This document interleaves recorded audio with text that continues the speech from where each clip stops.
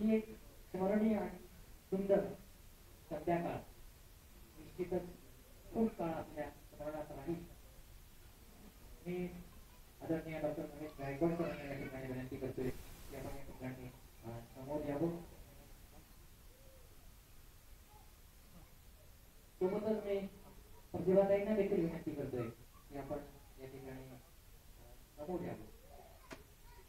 Doctor जाण्यात आलं आणि तो जो सन्मान सरांना मिळाला आहे, सरांनी गझल गायला नागपूर शहरात सुरुवात केली आणि सरांचं म्हणणं असं आहे की त्या गझलीवर बुलढाणेकर रसिकांनी खूप प्रेम केलं आणि म्हणून तो सन्मान सरांनी बुलढाण्यातील रसिकांना अर्पण केलाय आणि म्हणून आजच्या या सत्काराचं सन्मानाचं आयोजन या ठिकाणी आपण करतो आहे.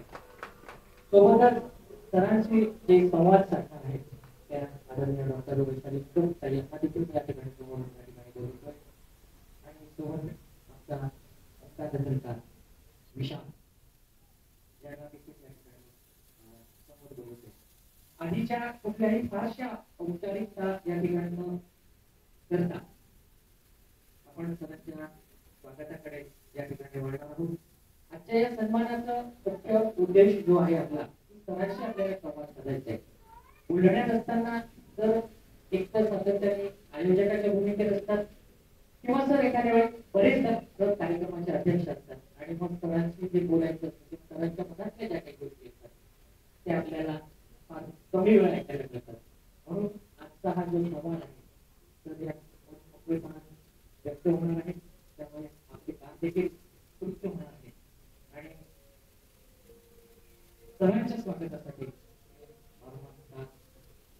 डॉक्टर सदानंद देशमुख सरांना या ठिकाणी विनंती करतोय की सरांनी शॉल आणि गुलकर आणि थोडंसं बुकेच्या बाजूला जातो. येतात बुके कदाचित उद्या सुकून जाईल, गुलकर काही दिवस टाकता येईल म्हणून देशमुख सरांना या ठिकाणी विनंती करतोय. तर आपण पण विनंती करते की सर आपण या ठिकाणी सरांच्या स्वागतासाठी यावं. आणि हा गुलकर आपल्याला माहित असेल की डॉक्टर चोपडे सरांच्या खाली जे फार्म हाऊस आहे जेवण विद्यार्थी तिथे हा तयार झालेला आहे.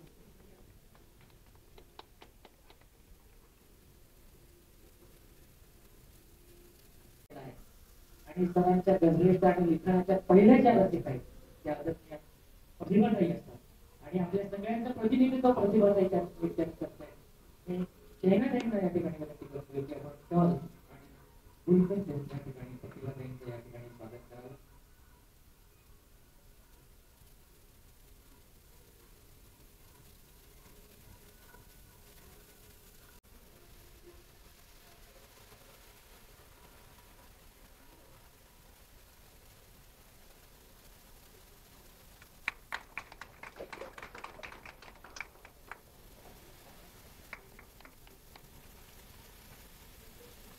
विशाल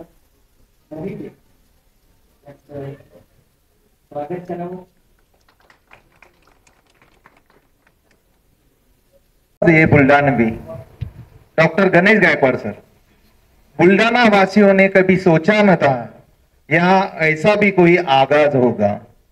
कोई धूप का मुसाफिर चांद तक का सफर तय करेगा. जहाँ आंख भर रोशनी से खुश होते हैं लोग, जहाँ आंख भर रोशनी से खुश होते हैं लोग, वहां ये अपने धनक रंग जज्बे के बिखर जाएगा, धनक रंग जज्बे के बिखर जाएगा. और जिन दिनों आजादी रिटायर हो रही है वहां, आजादी रिटायर हो रही वहां, यह नए सफर का आगाज करेगा, नए सफर का आगाज करेगा. कि अपना यह तय हुआ था, कि अपना यह तय हुआ था, लाख तूफान आए पर मंजर बदल न जाए, मंजर बदल न जाए. आज भी मेरी निगाह से देखो, मेरी निगाह से देखो, आज भी मेरी इंसानियत भरी निगाह से देखो. दुनिया बहुत खूबसूरत है, दुनिया बहुत खूबसूरत है. हम सब बुल्ढाना वासियों को नाज है एक ऐसे शख्स पर जिसे एक तरफ जगत गुरु तुकोबराय गजल सम्मान भी मिलता है और दूसरी तरफ उर्दू शायरी का संत भी कहा जाता है.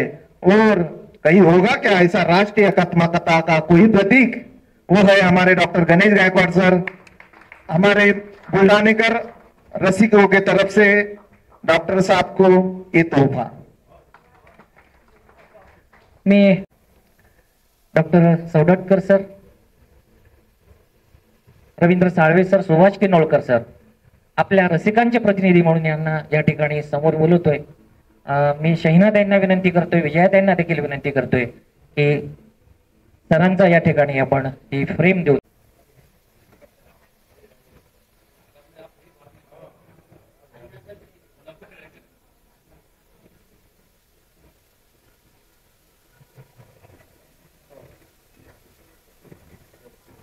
विनंती करतोय की आपण या ठिकाणी मंचावर स्थानापन्न व्हावं। सोबतच वैशालीताई निकम आणि विशाल यांना देखील विनंती करतोय की आपण या ठिकाणी स्थानापन्न व्हावं। या सगळ्यांचा परिचय देण्याचं काही कारण नाही, कारण सर या ठिकाणी आपल्याशी आता संवाद साधणार आहेत। सरांना अनेक पुरस्कार मिळाले आहेत। पुरस्काराचं काय महत्व असतं ते सरांच्या बोलण्यातून या ठिकाणी आपल्याला लक्षात येणार आहे।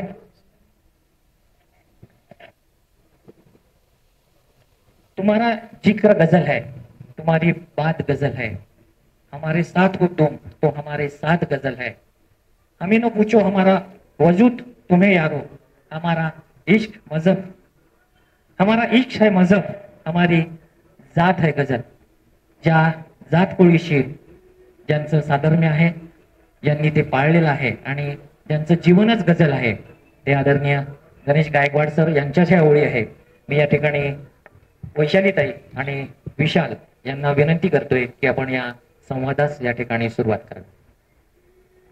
जसं की या वर्षीचा गिरीश गांधी फाउंडेशन तर्फे दिला जाणारा पुरुषोत्तम गाडगे स्मृती पुरस्कार डॉक्टर गणेश गायकवाड म्हणजेच आगाज या नावाने आपण ज्यांना ओळखतो त्यांना दिला गेला आणि त्यांनी तो पुरस्कार बुलढाण्याच्या रसिकतेला समर्पित केला। खरं तर बुलढाणेकर रसिकांकडून सर्वप्रथम सर अभिनंदन तुमचं। आणि त्या निमित्तानं आपल्या बुलढाण्याला हा सन्मान प्राप्त झालाय, त्यामुळं त्यांचा सन्मान करणं हे आपलं कर्तव्य ठरतं म्हणून आपण सर्वजण इथं आलोय। तर सुरू करूयात आजचा गजलेचा आणि गप्पांचा, म्हणजेच ग्राउंड टू अर्थ गझलकाराचा। अशा या आगळ्या वेगळ्या गप्पांच्या मैफिलीत आपण जमलेल्या सर्वांचं मी सहर्ष स्वागत करतो। शुभ संध्याकाळ। सर्वसाधारणपणे सर्व मुलाखतींची सुरुवात आपण ज्याची मुलाखत घेत आहोत त्याच्या जन्मापासून केली जाते, पण मला वाटतं गायकवाड सरांच्या बाबतीत ही सुरुवात सरांच्या आयुष्यात गझल कशी आली इथून व्हायला हवी, कारण गझलेचा जन्म हा गझलकार म्हणून जास्त महत्वाचा वाटतो। तर सर, आमचा पहिला प्रश्न आपल्याला असा आहे की आम्ही सर्वजण जाणून घेण्यास उत्सुक आहोत की आपल्या आयुष्यात गझल सर्वप्रथम कशी आली आणि कधी आली। वैशालीताई, विशाल, रविकिरण दादा या सर्वांचे अतिशय आभार मानतो की त्यांनी एक सुंदर कार्यक्रमाचं नियोजन करून मला आपल्यासमोर बोलण्याची संधी दिलेली आहे। मी आता इतक्या वर्षापासून गझलच्या मुशायरामध्ये फिरतोय, इथे अर्षदबाई आहेत, यासीन तना आहेत, शायरांना एवढं सन्मान वाजवणे दिवस गेलेत। आता विशालचा उत्साह तर सांगण्यासारखा आहे। रात्री 11:30 फोन आला मला त्याचा, सर अगदी विस्परिंग व्हॉइस मध्ये कुजबुजलेल्या आवाजात, सर झोपले का? अरे म्हटलं झोपायची वेळ झोपणार नाही, म्हटलं मी झोपले का म्हणजे काय? तर म्हणे सर कार्यक्रमाची सर्व तयारी झाली, म्हणे उद्याचा कार्यक्रम तर इतका सुंदर होणार आहे। आणि म्हटलं काय पोटबीट दुखतं काय, कसं काय रात्री फोन केला? म्हणजे पोट तर उद्या दुखेल म्हणे सर। म्हटलं का बरं उद्या काय? उद्या तर आपला कार्यक्रम काही कॉमेडीचा नाही, म्हटलं मी तर एक गंभीर गझल लिहिणारा गझलकार आहे म्हटलं। पण नाही सर, आम्ही कार्यक्रमाची हाईप वाढवण्यासाठी फार वेगळं TRP वाढवण्याचा प्रयत्न करतो। म्हणजे काय करतोय मी उद्या असं मित्रांनी सांगितलं, म्हणजे गायकवाड सर उद्या काय दुघडं करणार आहेत म्हणे, आपलं हृदय उघडं करून सांगणार आहेत म्हणे। म्हटलं विशाल, मला मुलाखतीनंतर गावात फिरता आलं पाहिजे बरं सन्मानानं। म्हणे सर मी लोकशाही चौथा स्तंभ आहे म्हणे, त्या दिवशी मला पूर्ण अधिकार आहे काय विचारायचं तुम्हाला? म्हटलं यार ते सगळं ठीक आहे, चौथा स्तंभ आहे लोकशाहीचा तू, पण लोकशाही किती बाहेर कशा अवस्थेत जाऊन पाहून घे म्हटलं। नंतर मला घराचे पिलर खिळखिळे कर म्हटलं तू, आणि नंतर मला मॅडम घरी पण जायचं म्हटलं। विचार आणखी मल्लीनाथी केली त्यावरती, म्हणजे सर तिथे मॅडम ठरते मग घरी जायला का नाही तुम्हाला? तर प्रतिभाताई मॅडम, म्हटलं कसं काय? त्या पण कार्यक्रमात राहणार म्हणे, कार्यक्रम झाल्यानंतर मॅडम ठरते तुम्हाला घरी पाठवते, कुठे पाठवतं म्हणे। तर इतकं उत्साही वातावरण विचारायचं आहे। तर मला तर खूप आनंद होतो बोलण्याची तुमच्याशी, आणि मला असं वाटतं की आता ते कानडजे सर आहेत, देशमुख सर आहेत, अर्षद चचा आहे, आमचे सगळे मित्रमंडळी सवडकर सर, राठोड सर, सगळे ज्येष्ठ मंडळी आहे, विजय पाटील सर आहेत, सगळे बंधू भगिनी आहेत माझ्या. तर असं म्हणतात की जोपर्यंत व्यक्ती मौन आहे तोपर्यंत तो ज्ञानी असा भ्रम कायम राहतो. तो बोलला की तो कसा आहे ते माहीत पडतं सगळं. तर त्यावरती गजल लिहिली होती मी की कितना ज्ञानी आदमी है भेद सारा तब खुलेगा. कितना ज्ञानी आदमी है भेद सारा तब खुलेगा, याद रखना लब का ताला जब खुलेगा सब खुलेगा. वाह वाह वाह वाह. कितना ज्ञानी आदमी है भेद सारा तब खुलेगा, याद रखना लब का ताला जब खुलेगा सब खुलेगा. उसके दर पर देके दस्तक उम्र भर में सोचता हूँ. शेर देखिए अर्षद भाई की, उसके दर पर देके दस्तक उम्र भर में सोचता हूँ, उसका दर है अब खुलेगा अब खुलेगा अब खुलेगा. क्या बात है. वाह वाह वाह वाह. उसका दर है अब खुलेगा अब खुलेगा अब खुलेगा. और हा शेर या गजलचा. यानंतर मी सांगेल गजल कशी आहे जीवनामध्ये माझ्या की मुझसे कुछ है काम तो फिर सीधे सीधे बोल दो ना. मुझसे कुछ है काम तो फिर सीधे सीधे बोल दो ना. मुस्कुराए आप तो फिर आपका मतलब खुलेगा. वाह वाह वाह वाह. मुस्कुराए आप तो फिर आपका मतलब खुलेगा. और ये शेर हे माझं तत्वज्ञान आहे म्हणतं की how I live the life की आंख के आंसू किसी के पोछ कर तो देख ले तू. आंख के आंसू किसी के पोछ कर तो देख ले तू. फिर इबादत के बिना भी तुझ पे तेरा रब खुलेगा. फिर इबादत के बिना भी तुझ पे तेरा रब खुलेगा. आणि मला असं वाटतं की हे जगणं मी माझं आहे हे शहरात मांडण्याचा प्रयत्न करतो की तू है हिंदू या है मुस्लिम या ईसाई बौद्ध है तू है मुस्लिम या ईसाई, तू है हिंदू या मुस्लिम या ईसाई बौद्ध है तू. यार गणेश कौन है तू, कब तेरा मजहब खुलेगा. वाह वाह वाह वाह वाह वाह वाह. तर वैशाली ताईने प्रश्न विचारला गजल कशी आयुष्यामध्ये आली. तर मला आठवतं अगदी मी 8व्या वर्गात होतो, 30वीला. माझं जे गाव आहे अगदी आपल्या जिल्ह्याचा शेवटचा टोक. वडील प्रायमरी टीचर होते आणि ते एक प्रवचनकार होते. त्या काळामध्ये ते ICV जनुना सांगरखेड प्रवचन करायला जायचे त्या ठिकाणी आणि त्यांच्यासोबत मी पण जायचो. एक दिवस ते निरूपण करत होते की ईश्वर कसा दिसतो. त्यांनी त्यावेळेस एक शेर सांगितला की खुदा खुदा मत कर बंदे आदमी खुदा नहीं है. खुदा खुदा मत कर बंदे आदमी खुदा नहीं है. खुदा के नूर से लेकिन आदमी जुदा नहीं है. वाह वाह वाह. वेगळी भाषा आहे म्हटली आणि अगदी 15 वर्षाचं वय असेल माझं त्या काळामध्ये. पण ती भाषा जीवाला लागून गेली अशी. आणि मग पुस्तकं राहायची खूप सारी हिंदीची वगैरे ती वाचत गेलो. मग मेहकरला गेलो शिकायला 11वी 12वी. त्यानंतर मी नागपूरला गेलो MBBS साठी प्रवेश झाला माझा. आणि खरी कलाटे तिथे आयुष्याला मिळाली माझ्या. माझं जे हॉस्टेल होतं IGMCचं ते लागून मोमीनपुरा होता त्याच्या बागे. तर त्या काळामध्ये मोमीनपुऱ्यामध्ये अगदी 30 वर्षापूर्वीचा काळ होता. 30-35 वर्षापूर्वीचा. राहत इंदुरी, मुनवर राणा, बशीर बद्र, अफजल हैदरी अशी नामांकित शायर जवळून ऐकायला. मला आठवतं की मी ऐकलेला पहिला शेर, पहिली गजल, पहिला मुशायरा त्या काळामध्ये मला आठवतं की रात्री दिवसा अभ्यास करायचा, रात्री गजल ऐकायची. तर एक दिवस एक शेर कानावर पडला की तसल्ली भी तकलीफ देने लगे जब दवा देने वाले दुआ कर चले. तसल्ली भी तकलीफ देने लगे जब दवा देने वाले दुआ कर चले. कि मायूस न हो ये चमन फिर खिलेगा बुलबुलों से जितना हुआ कर चले. त्यानंतर मी थोडं इंटरेस्ट घ्यायला डेव्हलप मला झालं, इच्छा जागृत झाली माझी. त्या लोकांची भेटणं सुरू केलं. कलीम यजदानी, जहीर आलम, विनय वाईकर सर. आणि उर्दू भाषा त्यावेळेस अवगत नव्हती, बहरचं ज्ञानही तेवढं नव्हतं. मग या लोकांसोबत राहून गजल शिकत गेलो. आणि मला असं वाटतं की खरा तो काळ असा होता त्या काळामधला की गझलचं ज्ञान तुझं अपील झाल्यानंतर पुस्तक वाचणं. त्या काळात मीर, गालिब, मोमीन, फिराक, राहत, बशीर बद्र, दुष्यंत कुमार सर्व शायर वाचून काढले. दिवसा MBBSचा अभ्यास करायचा, रात्री हे याचा अभ्यास करायचा आणि सोबत प्रवास सुरू झाला माझा. त्यातून गझल मला भावली असं मला वाटतं. क्या बात आहे सर. खरं तर रोज जो माणूस इतरांचे पोटं फाडतो आणि त्यातून अनावश्यक गोष्टी बाहेर करतो त्या माणसाचं पोटातल्या गोष्टी ओठावर आणण्याची जबाबदारी खरं तर मॅडमची आणि माझी आहे आज. माझा प्रश्न तुम्हाला असा आहे सर की बऱ्याचदा कविता किंवा गझल लिहिण्यामागची प्रेरणा जी असते, बऱ्याच जणांचं प्रेम असते, विरह असते. पण म्हणतात असं की ज्या माणसाला एकतर्फी प्रेम होतं तो उत्तम कवी होतो आणि ज्याला द्वितर्फी होतो तो उत्तम श्रोता होतो. आणि ही गोष्ट माणसांसाठी जास्त लागू पडते. तर माझा प्रश्न हा आहे तुम्हाला की तुमची प्रेरणा नेमकी गझलेसाठी कोणती होती? नाही, मला सांगायला फार आवडेल. एक दुःख रगवर हात ठेवलाय तुम्ही. तर मला आठवतं म्हणजे 1987ला MBBSला गेलो मी. 87 ते 95 पर्यंत तो जो पिरियड होता माझा अगदी संघर्षपूर्ण काळ MBBSचा. एका प्रायमरी शिक्षकाच्या मुलाने एमबीबीएसला जाणं 30 वर्षापूर्वी फार कठीण होतं. आणि त्या काळामध्ये तो संघर्ष जो होता, म्हणजे सायकल होती माझ्यासोबत तिथे आणि हॉस्टेल सुद्धा मिळत नव्हतं. तर बाहेर इंदोरला राहायचं, कधी महालमध्ये राहायचं, सायकलने प्रवास करायचा. तर तो जो संघर्ष होता, मग अशा काळात बाहेर राहणं शक्य नव्हतं. मग हॉस्टेलला गेलो राहायला मी जबरदस्तीने. अगदी पहिला विद्यार्थी ज्युनियर हॉस्टेलला जाणारा, आणि रॅगिंग सुरू झाली माझी. मला आठवतो तो प्रसंग की एखादी प्रेरणा कशी राहू शकते. अजित सर इथे आहेत आणि सिनियर सर आहेत आम्ही सगळी मंडळी. तर एकच सिनियर तिथे ज्युनियरला झेंडू मारायची पद्धत असते. झेंडू तेरा नाम क्या है बोय, नाव विचारायचं, बापको नाम पुछताय का खाली, आपण विचारलं तर, आणि मारहाण व्हायची. एक दिवस संध्याकाळी अगदी मला वाटतं 1-1.5 महिना झाल्यानंतर 5-6 सिनियर माझ्या कॅबिन मध्ये आले, म्हणजे रूम मध्ये आले माझ्या. त्यांचे ते जर्नल आले, त्यांनी लिहून द्यायसाठी मला, हे लिखना है बोले, कल हमारे पेपर है बोले, कंप्लीट कर दे बोले आज के आज. म्हटलं मी तर लिहिणार नाही. म्हटलं सर माझा स्वतःचा अभ्यास आहे. बोले बहुत माज गया बोले, तू हमारा रिस्पेक्ट नाही रखता बोले. त्यांनी मला मारहाण सुरू केली. अगदी किडमिडी शरीर असती, त्यात काही बदल झाला नाही 30-40 वर्षामध्ये ते शरीर. आणि मारहाण सुरू झाल्यानंतर मग प्रतिकार करणं शक्यच नव्हतं. 4-5 लोकांचा भिंत ओलांडून मोमीनपुराची मी ॲटोत बसलो. डायरेक्ट नागपूरच्या बस स्टँडवर पोहोचलो, गणेशपेठ पोलीस स्टेशनला. आणि दुर्दैवानं की सुदैवानं 9:30ची गाडी निघून गेली होती, बुलढाणा नागपूर गाडी, नागपूर बुलढाणा. मी तसंच फुटफुट बसलो त्या ठिकाणी. आणि मला आठवतं एक पोलीस गस्त घालायला तिथे आला.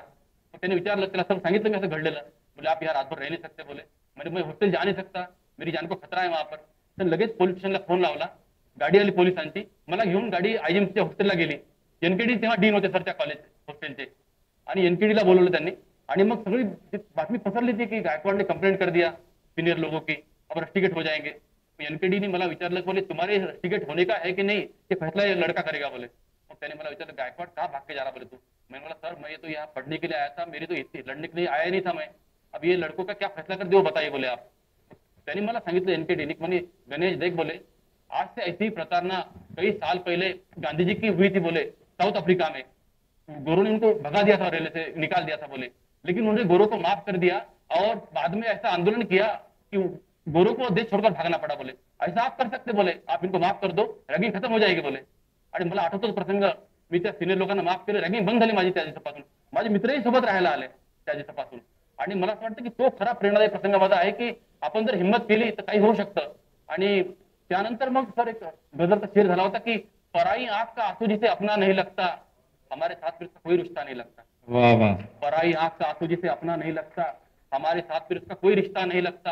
और बदलते वक्त ने पत्थर बनाया है निगाहों को, अब सड़क पर लाश भी देखो तो सदमा नहीं लगता. अब सड़क पर लाश भी देखो तो सदमा नहीं लगता. और हमारे गांव में घर भी अपने से लगते थे, तुम्हारे शहर में अपना भी अपना नहीं लगता. वाह वाह वाह वाह. आणि मला आठवतं माझ्या मित्रांची विषय तक्रार राहायची की तुमच्या शायरीमध्ये रोमॅन्टिसिझम नाहीये, प्रेम नाहीये. तर मी त्यांना उत्तर दिलं, ते पहिली गझल माझी, की ये बात सच है कि जिगर का दर्द सभी को बताना मुश्किल है, जिगर का दर्द सभी को बताना मुश्किल है. ये बात सच है लेकिन सच बताना मुश्किल है. और तुम्हारे दिल को चुरा कर कहाँ छुपाऊंगा मैं, तुम्हारे शहर में तो सच छुपाना मुश्किल है. जिथे राहण्याचे बांधे होते आपण कोणाला घेऊन काय बसणार त्याच्या आयुष्यामध्ये. त्यामुळं माझा जो सुरुवातीचा प्रवास आहे गझलचा, तो अगदी वाळवंटात झालेला प्रवास आहे. क्या बात है. एखाद्या चित्रपटालाही लाजवेल असे प्रसंग सरांच्या आयुष्यात आहेत. तर सरांना जो प्रश्न विचारलेला होता की कुठल्याही गझलेची प्रेरणा ही बऱ्यापैकी मॅक्झिमम जणांची प्रेम असते, हे वाक्य तर तुम्ही खोटं ठरवलं सर. परंतु आम्ही असं ऐकलेलं आहे की ह्या गझलकार डॉक्टरांनी एक युनिव्हर्सल लव्ह लेटर लिहिलेलं आहे, त्याची गंमत आम्हाला ऐकायला आवडेल. मला आठवतं मी एमबीबीएस झाल्यानंतर सर्जरीचा रेसिडेंट झालो मी JR1. आणि अजित सर त्यावेळेस 2 व्यक्ती इथे नाही त्या कार्यक्रमातल्या, सागरसिंग ठाकूर आणि दीपक लद्दर सर, ते होते त्या कार्यक्रमाला. तर तिथे sir there was inter college love letter writing competition IMC ला गणेश फेस्टिवल मध्ये. मी रेसिडेंट नव्हतो, प्रेम झालेलं नव्हतं, पत्र लिहायला काही हरकत नव्हती. आणि मला आठवतं engineering college, medical college, dental college 1000 विद्यार्थी त्या कॉम्पिटिशनला आले होते. आणि पत्र मी लिहिलं तिथे. ते पत्र तुम्हाला निश्चित आवडेल. आणि 30 वर्ष झाले पण ते पत्र माझ्या मुखोद्गत आहे ते अजून. ते पत्र मी तुम्हाला सांगणार आहे आता. आणि ते पत्र सर्वात शेवटी माझ्या मिसेसपर्यंत पोहोचलं, सर्वात शेवटी पोहोचलं ते. त्यानंतर आली माझ्या जीवनामध्ये ते आधीचं पत्र आहे ते. नेमक्या पत्त्यावर उशिरा पोहोचलो. बरोबर. तर ते पत्र असं आहे की प्रिय मेरा तुमको एक पहला प्रेम पत्र है और अगर तुमने इनकार कर दिया तो शायद आखिरी. मेरा तुमको एक पहला प्रेम पत्र है और अगर तुमने इनकार कर दिया तो शायद आखिरी. मैं पहले एक बात बताना चाहता हूँ कि मुझे प्रेम पत्र पढ़ने लिखने का तजुर्बा नहीं है. मैं ऐसा नहीं कहना चाहता कि तुम प्रेम पत्र पढ़ने लिखने में स्वर्ण जयंती मना चुकी हो. बल्कि ये कहना चाहता हूँ कि कुछ अल्फाज अगर तुम्हारी शान के खिलाफ गए तो नाचिज की इस नागवार हरकत को नजरअंदाज कर दीजिए। और प्रिय, मुझे पता नहीं पहली नजर में जिन्हें प्यार होता है उस श्रृंखला की मैं कौन सी कड़ी हूँ, लेकिन इतना जरूर याद है मुझे कि पहली बार पड़ी तुम पर नजर तो माँ का एक सपना नजर आया मुझे, दुल्हन कैसी होनी चाहिए। और तब से मेरे दिल में एक ही ख्याल है, ख्यालों में मैं ख्यालों में गुम, है तुम्हारा ही ख्याल और ख्यालों में तुम। ख्यालों में ऐसा भी आता ही ख्याल है, रखना मेरा ख्याल दिल बेहाल है। और दिल के उस पार खामोशी के मौसम में तुम्हारी यादों के फूल बिखेरते खुशबू तुम्हारे नाम की, और मैं दीवाना लेकर नाम तुम्हारा गिनता हूँ घड़िया इंतजार की। और कुदरत की हसीन वादियों में जब हुस्न का रंगीन ख्वाब बनकर तुम चली आती हो, तब लगता है नदी का संसार, सागर का प्यार, फूलों की महक, तारों की चमक, हुस्न की मुस्कान, इश्क का अरमान तुम ही हो। मैं जानता हूँ मैंने आज तक तुमसे कभी बात नहीं की, पर शायद तुम नहीं जानती इसमें तुम्हारा जिक्र नहीं, मैंने आज तक कभी वो बात नहीं की। तुम्हारे रुतबे का इतना ख्याल करता हूं मैं, शायद मर जाऊं पर न कहूं तुमसे कि तुम पे मरता हूं मैं। तुम मेरे लिए कोई प्रेम का माध्यम मात्र नहीं हो, तुम एक प्यास हो अनंत को पीने की, तुम विश्वास हो मेरे अस्तित्व का, तुम एक ध्यास हो मेरे व्यक्तित्व का। मैं तुम्ही से तुमको मांग रहा हूँ, खुद ही से खुद को खोना चाहता हूँ। तुम हाँ कहकर इस आशिक के वीरान जिंदगी में मोहब्बत का बाहरी चमन खिला दो, तो मैं जमाने से कह सकूं कि मोहब्बत रंग लाती है जब दिल दिल से मिलता है, लेकिन मुश्किल यह है कि दिल बड़ी मुश्किल से मिलता है। कयामत तक तुम्हारे फैसले का इंतजार करने वाला केवल तुम्हारा गणेश। और बिलीव मी, या माझ्या पत्राच्या मित्रांनी 1000 झेरॉक्स कॉपी काढल्या होत्या आणि त्यांनी वाटून दिल्या, त्यांनी नाव बदललं का नाही मला माहित नाहीये। आणि त्यानंतर with the hands of respectable NKD sir, I got one letter. Dear Dr. Ganesh Gaikwad, we hereby certify you the world's best boyfriend. No matter what you do, where you are, we always love you. Ganesh Festival Celebration Committee, IGMC. आणि हे पत्र प्रतिभा त्यावेळेस नव्हती आयुष्यामध्ये, तेव्हा शेवटीच्या पर्यंत पोहोचलं ते पत्र, त्यानंतर ती आली। किंवा त्यांच्यापर्यंत पोहोचलं ते शेवट झाला असं म्हणू शकतो आपण। बऱ्याचदा कवीच्या कविता किंवा कवीनं लिहिलेलं काही बऱ्याचदा त्याच्या कामी नाही पडत, ते पण बाकीच्या कामी पडतं। तसंच काहीतरी तुमच्यासोबतही झालं म्हणा। नागपूरला असताना MBBS ला असताना बरंचसं स्ट्रगल तुमच्या वाट्याला आलं, त्यानंतर इकडे आल्यानंतर या व्यवसायात आल्यानंतर डॉक्टरेट झाल्यानंतर तुम्ही बरंचसं सेटल लाईफ तुम्ही आता जगताय आणि सेटल लाईफ मध्ये गझल जगता। तर स्ट्रगल लाईफ मधली गझल आणि सेटल लाईफ मधली गझल यामध्ये काय तफावत जाणवते तुम्हाला? नाही, मला विचार फार सुंदर प्रश्न आहे। मला हे सांगायला फार आवडेल, आणि देशमुख सर आहेत तिथे, कानाडचे सर आहेत, मला वाटतं वेदना ही आपण तुम्ही पाहताय आपल्या देशामध्ये की राम हिंदूंचा, अल्लाह मुसलमानांचा, येशू ख्रिस्त ख्रिश्चनांचा, बौद्ध गौतम बुद्ध बौद्धांचा, पण माणूस कोणाचा कोणी सांगत नाहीये ही शोकांतिका आहे आपली। तर त्या काळात 1992 मध्ये बाबरी मस्जिदचं डिमॉलिशन झालं, भारतभर दंगे सुरू झाले, आणि मला सर्जनचा सिनियर रेसिडेंट होतो मी, आणि त्या काळामध्ये ड्युटी कॅज्युअलिटी मध्ये होती मी। जो त्याच्या ड्युटीमध्ये 6 डेड बॉडी झाल्या, पोलीस फायरिंग मध्ये मारलेल्या आहेत, त्याचं PM मला करायचं काम पडलं। आणि त्यानंतर जी भावना माझ्या मनात उत्पन्नली, मला आठवतं की चार कम्युनिटी हॉलमध्ये एक मुशायराचं आयोजन झालं होतं, कौमी एकता मुशायरा। मला आमंत्रण वगैरे काही नव्हतं, पण मी गेलो, मित्रांनी सांगितलं मत जा बोले मुस्लिम एरिया है, बोला काट डालेंगे तेरे को। मैंने बोला ऐसा नहीं, बोला ये भारत देश है, बोला यहाँ का वातावरण ऐसा नहीं है। मी तिथे गेलो, मला एक बोर्ड दिसला तिथे, यहाँ कफन बिकता है। मग तो बोर्ड दुकानाला विचारलं मी, त्यांनी उत्तर दिलं, ते मला फार लागून गेलं काळजाला माझ्या। त्यांनी उत्तर दिलं की डॉक्टर साहब ते उत्तर मुसलमान मर जाते बोले। तोच धागा घेऊन मी त्या हॉलमध्ये गेलो, अन्सार कम्युनिटी हॉलमध्ये। त्यांनी सांगितलं मी की MS विद्यार्थी आहे, मला माझी गझल पेश करायची आहे। तिथे मी जे शेर पेश केले, अर्षद भाई वजन का ज्ञान नहीं था, उर्स का ज्ञान नहीं था, बस दिल के जज्बात पेश किए वहां पर मैंने कि वो जिसका कत्ल हुआ कल भरे बाजार में लड़ रहा था दुकानदार से कफन के वास्ते। वो जिसका कत्ल हुआ कल भरे बाजार में लड़ रहा था दुकानदार से कफन के वास्ते। सोचो यार इरादे कितने पाक है उनके, जो लाशें बिछा रहे अमन के वास्ते। तो उनकी साजिश के शिकार हो गए, ऐसा काम कर दिया कि बेकार हो गए। जो हाथ कल आए थे भीख मांगने ओटो की, तख्त मिलते ही देखो तलवार हो गए। जो हाथ कल आए थे भीख मांगने ओटो की, तख्त मिलते ही देखो तलवार हो गए। और मजहब के नाम पर नारे लगा लगा कर हम इंसानों के बीच की दीवार हो गए। आणि त्यानंतर त्या हॉलमध्ये मला वाटतं सगळ्यांच्या भावनाला वाट मोकळी करून दिली मी। माझं एवढं स्वागत झालं, तो पहिला मुशायरा माझ्या आयुष्यातला। त्या लोकांनी मला अगदी फुलासारखं झेललं, गुलपोशी केली माझी। आणि त्यानंतर मग कलीम यजदानी, विनय वाईकर हे लोक माझ्या आयुष्यात आले। विनय वाईकरांचं पुस्तक आई नाही गझल ते चाळायला लागलो, ते वाचलं त्यातलं, आणि हळूहळू उर्दू लिपी शिकायला लागलो मी तिथे। मग दिवसा अभ्यास करणे MBBS चा, रात्री उर्दू शिकणे, गझल शिकणे। आणि झहीर आलम ते सुंदर गीतकार, त्यांचं ते गीत आहे ना मशहूर, तुम तो ठहरे साथ क्या निभाओगे, ते गीत त्यांच्यासोबत काही दिवस झहीर आलम मुझे लगता है कि प्यार इंसान को बदल देता है सही में। जो शायर मोहब्बत के पहले कुछ ऐसी शायरी करता था हमें कि नजर से कब तक करता रहूं मैं जिगर की बातें, खुद ही से कब तक करूं हम सफर की बातें, मुझसे एक बात कहने को तुम उम्र लगा रही हो, मुझे तो करनी है तुमसे उम्र भर की बातें। ये पहली शायरी है मेरी मोहब्बत के पहले की। उसके बाद में अरशद भाई जब पहली बार इश्क का इजहार हुआ, एक गजल हुई, वो गजल सुनाऊंगा, फिर आपका सवाल लूंगा मैं इरशाद। कि एक गजल, पहली गजल मोहब्बत के बाद में कि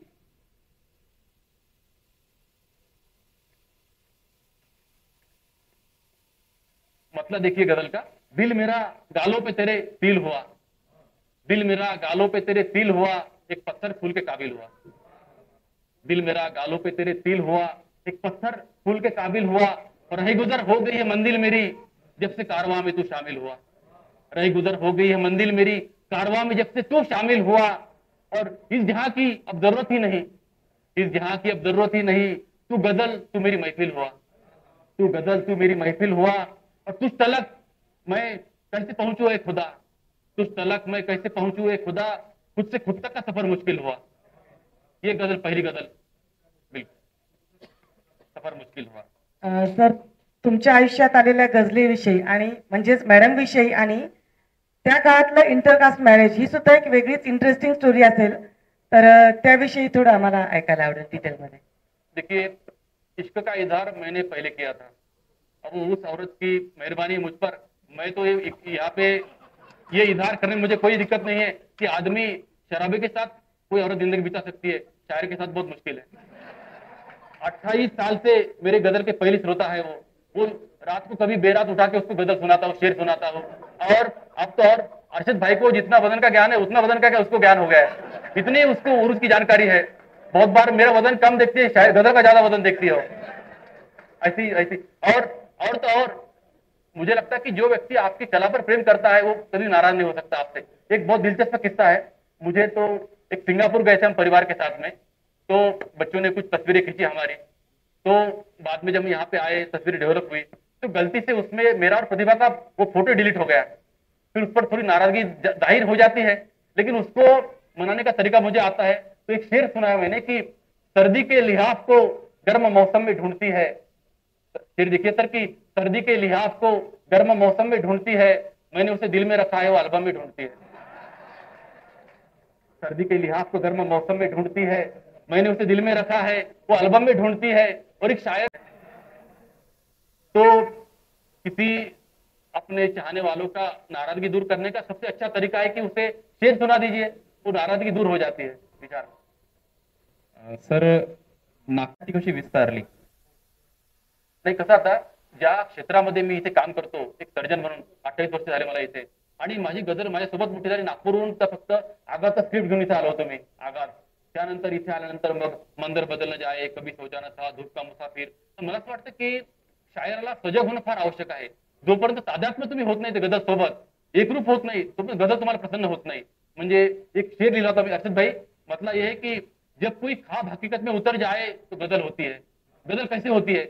जब कोई ख्वाब हकीकत में उतर जाए तो गजल होती है, जिंदगी प्यार मोहब्बत से संवर जाए तो गजल होती है.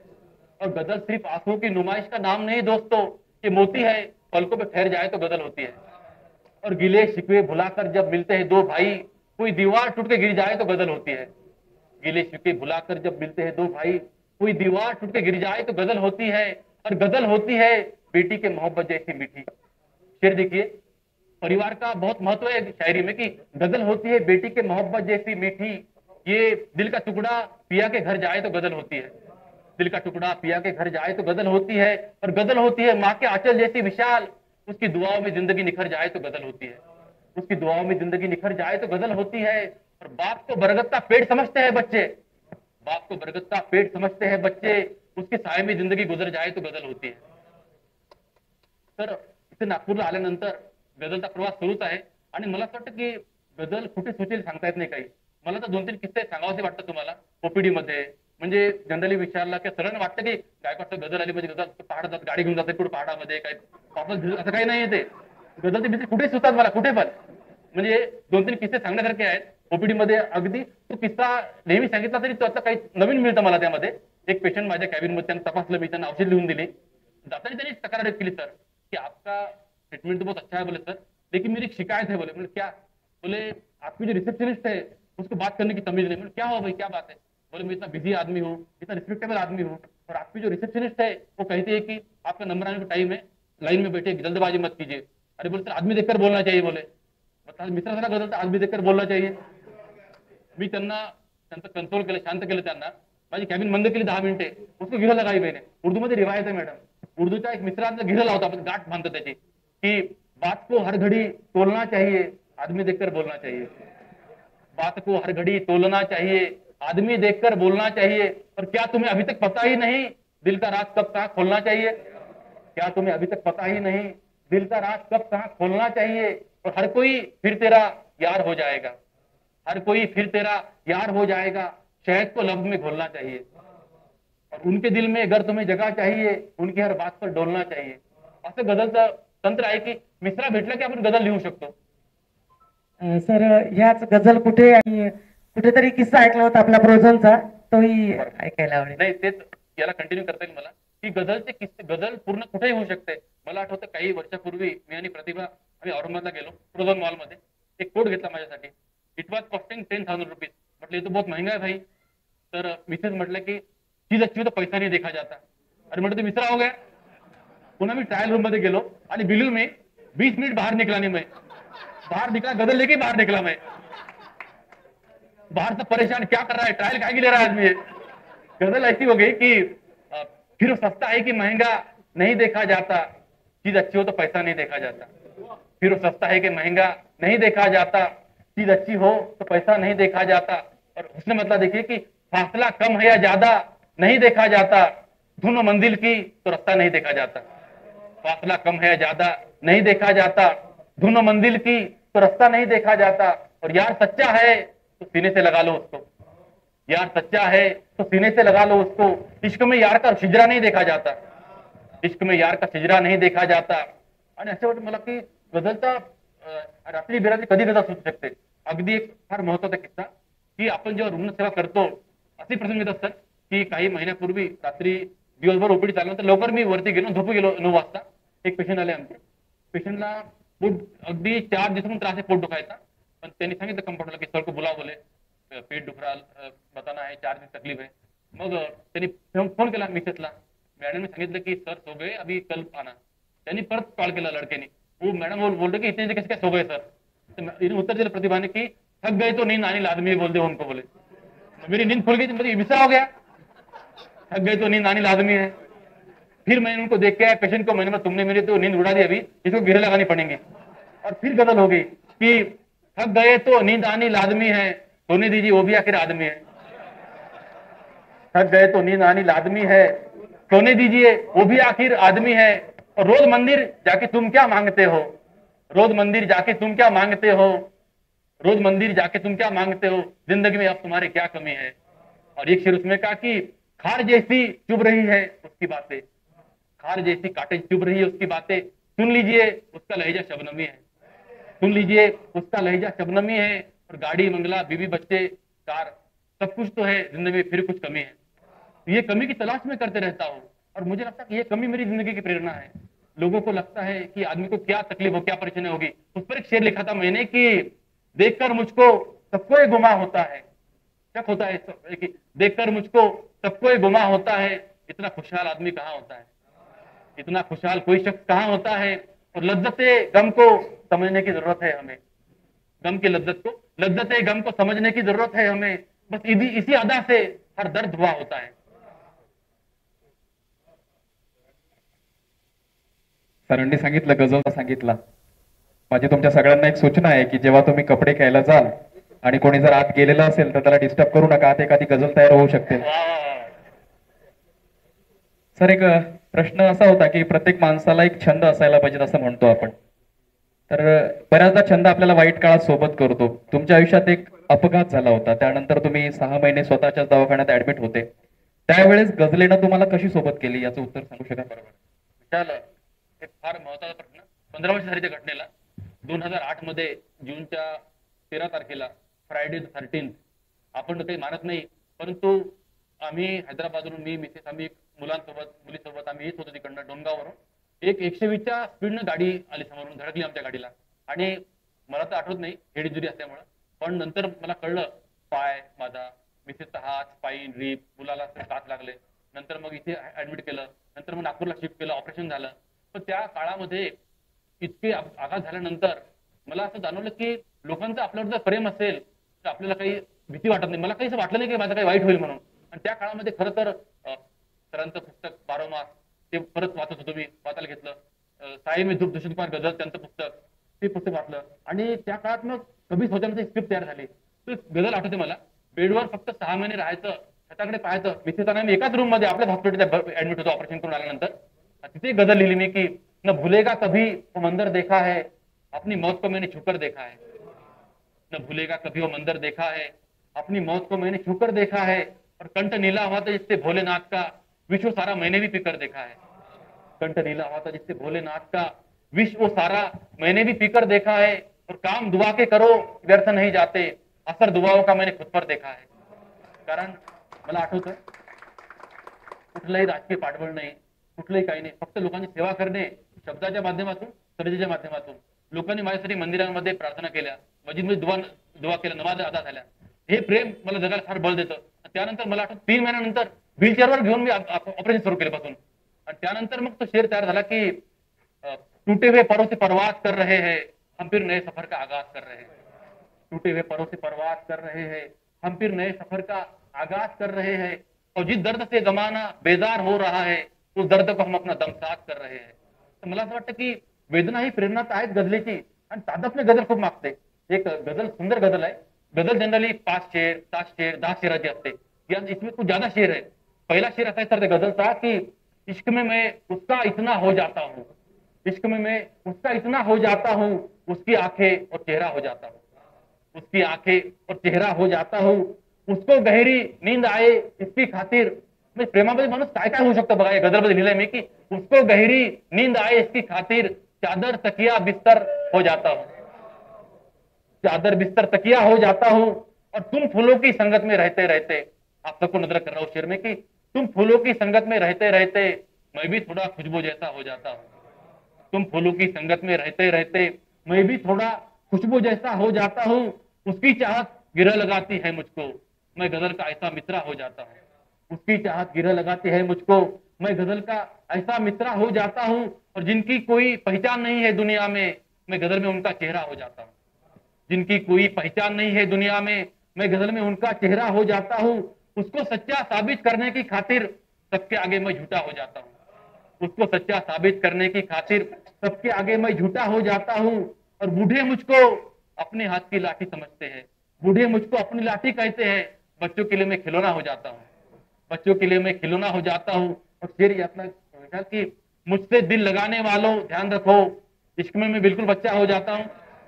मुझसे दिल लगाने वालों ध्यान रखो, इश्क में मैं बिल्कुल बच्चा हो जाता हूँ. और जिसकी मंजिल इश्क मोहब्बत है यारो, उस गाड़ी का मैं पहिया हो जाता हूँ.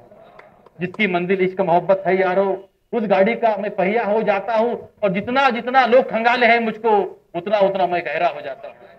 जितना जितना लोग खंगाले हैं मुझको, उतना उतना मैं गहरा हो जाता हूँ. और आखिरी सीरीज गजल का कि जिनके आगे मायूसी का कोहरा है, उनके लिए मैं सच्चा सपना हो जाता हूँ. गजल काहीतरी तुम्ही देऊ शकता, गजलला नवीन देऊ शकता का असं मला वाटतं. कशी होतात एखाद्या कवीकडून किंवा एखाद्या गझलकाराकडून हे ऐकल्यानंतर याच्याशी संबंधितच एक प्रश्न मला सरांना विचारायला आवडेल. ताईंना कर्करोग झाला होता, तर त्यावेळेसची आपली घालमेल आणि त्यानंतर आपली कर्करोगाच्या रुग्णांबद्दल वाढलेली आस्था, तर ह्याच्या संबंधित मला प्रश्न असा विचारायचा आहे की आपल्या आयुष्यात जेव्हा कुठल्याही प्रकारचे दुःख होतं, बरीचशी लोक त्या दुःखात वाहून जातात, पण जेव्हा एखादा कवी किंवा गझलकार किंवा सरांसारखा संवेदनशील माणूस त्या दुःखातील वेदना बघून त्यातील फक्त ऊर्जाच घेऊन त्या ऊर्जेचं आस्थेमध्ये रूपांतर करणं कसं शक्य होतं? फार चांगला प्रश्न आहे की 2012 मध्ये माझी लहान बहीण अगदी 38 वय असेल तिचं, लंग कर्करोगाने ती गेली, कॅन्सरने. अगदी 15 दिवसाची हिस्ट्री, फक्त 15 डेची हिस्ट्री. तर मला असं वाटतं की आता एक तिचा माझ्याकडे विश्वासचा प्रचंड, Laddad sir, छाजड sir, Botra sir, Vijay Patil, सगळी टीम आपले, तळवटकर सर, डॉक्टर सगळे सोबत होते. तिचा एक असा प्रचंड विश्वास की मला काही होणार नाही. ती नेहमी म्हणायची की तू असल्याने मला काहीच होणार नाही. आणि मला, मी विचार वैशालीताई सगळे तुम्ही सोबत आहात. मी असं अनुभवलेलं आहे माझ्या आयुष्यामध्ये. भगवान ठग, नंद लांजेवार, पुनंदात माझी बहीण, ही मंडळी यांच्या पल्सर मध्ये हात होता तरी मला सोडून गेले ते. ही दुःख जी ही वेदना आहे ही पचवणं फार कठीण असतं. पण त्यातून मग मार्ग निघतो की एक शेर मी लिहिलेला होता की दुरिया दिलो की मैं इस तरह मिटाता हूँ, अजनबी के आगे भी थोड़ा मुस्कुराता हूँ, और अपना दर्द बताने के सिर्फ 2 तरीके हैं, अपना गम बताने के सिर्फ 2 तरीके हैं, यार रोने लगते हैं मैं गजल सुनाता हूँ. मला आठवतं की बहीण गेल्यानंतर मी खूप मायूस झालो, खूप निराश झालो की एक डॉक्टर असून जर आपल्या बहिणीचा जीव वाचू शकत नाही आपण तर आपलं काय डॉक्टर. पण मला असं वाटतं की त्यानंतर मी एक अनुभवलं की हर दुआ अगर कबूल हो जाए आदमी बेअसूल हो जाए. हा एक शेर आहे, फार मोठे शायर आता की हे दुःख पचून आपण वेदनाला त्यातून काहीतरी लिहिणं, काही करणं आवश्यक आहे. त्यातून मला असं की एवढंच आपल्या हाती आहे की आपण व्यक्त होऊ शकतो. आणि दुसरे आपले रुग्ण आहेत की मला एकच बहीण आहे का, ही भावना आपण ठेवू शकत नाही. बाकी रुग्णांची आपण हेळसांड करू शकत नाही. मग त्या दृष्टीने मी त्यांची सेवा जास्त करायला लागलो त्या रुग्णांची.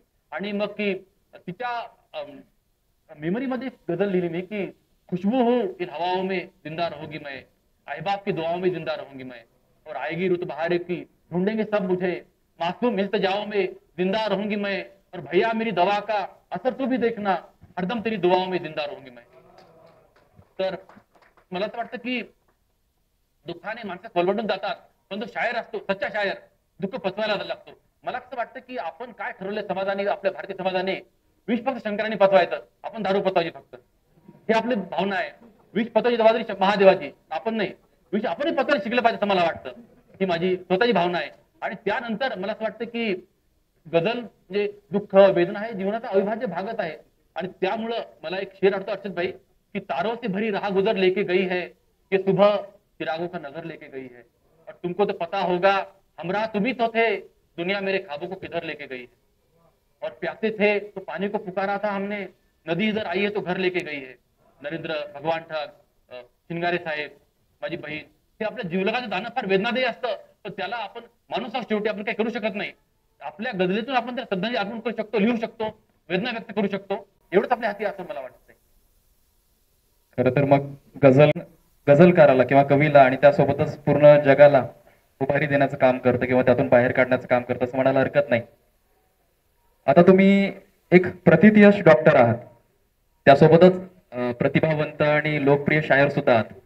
तुमच्या डोक्यात असं आलं नाही की आपण राजकारणात जावं?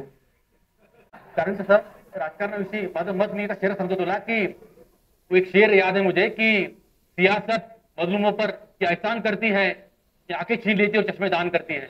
ही मेरी भावना आहे शायरी. आणि एक गझलमध्ये लिहिलेलं आहे मी विचार की मतलब गजल असा है कि